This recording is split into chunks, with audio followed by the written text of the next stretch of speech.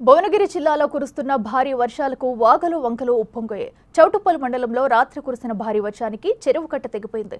ఇదే సమయంలో అటుగా వెళ్తున్న కారు వాగులో కొట్టుకుపోయింది.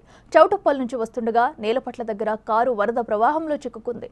ముందుగా కారును బయటకు తీసేందుకు ప్రయత్నించినా వీలు కాకపోవడంతో కారులోని వారంతా దిగిపోయారు. వరద ప్రవాహం ఎక్కువగా ఉండటంతో కారు కొట్టుకుపోయింది. ఈ ప్రమాదం నుంచి కారులో వారిని సురక్షితంగా బయటకు దించారు స్థానికులు.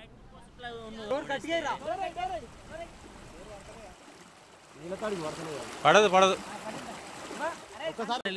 ఈ రోల్ గోల్ కావచ్చు గలని కొడతారు అసలు అయితే బ్యాగ్ పెట్టి మూటలేసి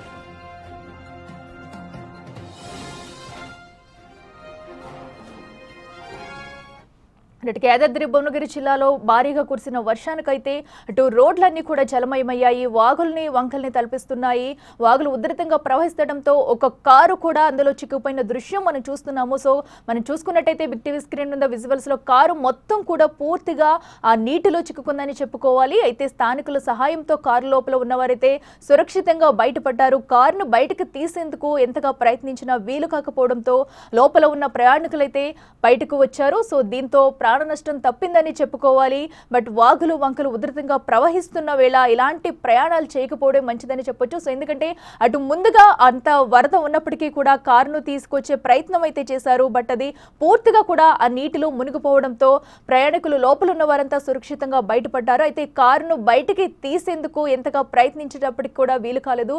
మనం చూడొచ్చు తాళ్ల సహాయంతో కూడా స్థానికుల సహాయంతో కారును బయటికి తీసుకొచ్చేందుకైతే తీవ్ర ప్రయత్నాలు చేశారు. సో వరద ఉధృతి ఏ విధంగా ఉందనేది కూడా మనం బిగ్ టీవీ స్క్రీన్ మీద విజువల్స్ లో చూస్తున్నాము. సో దీంతో పాటుగా మరికొన్ని రోజులు వర్షాలు పడే అవకాశం ఉందన్న ఇలాగే వాగులు వంకలు పొర్లే అవకాశం ఉంది. కాబట్టి వాతావరణ శాఖ అధికారులు అయితే జాగ్రత్తగా ఉండాలంటూ కూడా ఇప్పటికే కొన్ని హెచ్చరికలు అయితే జారీ చేశారు. సో ప్రస్తుతం ఏదేమైనా కూడా ఒక కారు వాగులో చిక్కుకుపోయి అది బయటకు తీసుకొచ్చేందుకైతే దాని లోపల ప్రయాణికులు స్థానికులంతా తీవ్రంగా శ్రమించారు. సో అయినప్పటికీ కూడా కారుని బయటికి రాలేని సిచ్యువేషన్ అయితే ఉంది. లోపల ప్రయాణికులైతే లోపల ఎంతో కష్టపడి బయటికి ఆ కారులోంచి బయటపడ్డ ఘటన మనం చూస్తున్నాము. సో కొంతమంది స్థానికులు కూడా వారికి సహాయం చేసినప్పటికీ ప్రాణాలతో బయటపడ్డారని చెప్పుకోవాలి.